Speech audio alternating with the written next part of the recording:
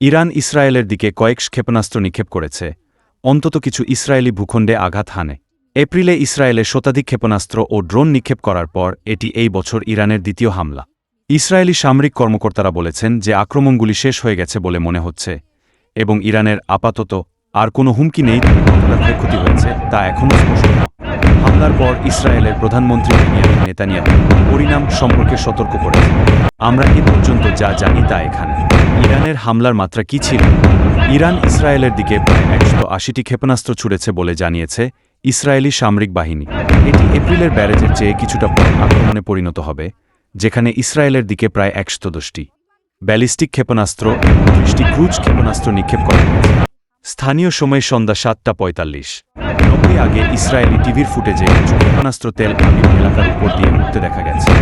বেশিরভাগ ক্ষেপণাস্ত্র ইসরায়েলের আকাশ প্রতিরক্ষা ব্যবস্থা দ্বারা গুলি করা হয়েছিল। একজন ইসরায়েলি নিরাপত্তা কর্মকর্তা বলেছেন, যখন জেরুজালেমে বিবিসির একজন সংবাদদাতা বলেছেন যে কিছু সামরিক ঘাঁটি আঘাতপ্রাপ্ত হতে পারে, রেস্তোরাঁ এবং স্কুলগুলি আঘাতপ্রাপ্ত হয়েছে। ইরানের ইসলামী বিপ্লবী গার্ড কর্পস এরগক বজায় রেখেছে যে 90% প্রজেক্টাইল তাদের লক্ষ্যবস্তুতে আঘাত করেছে। হাইপারসনিক ক্ষেপণাস্ত্র প্রথমবারের মতো ব্যবহার করা হয়েছে। আইআরজিসি সূত্র জানায় 3টি ইসরায়েলি সামরিক ঘাঁটি লক্ষ্যবস্তু করা হয়েছে।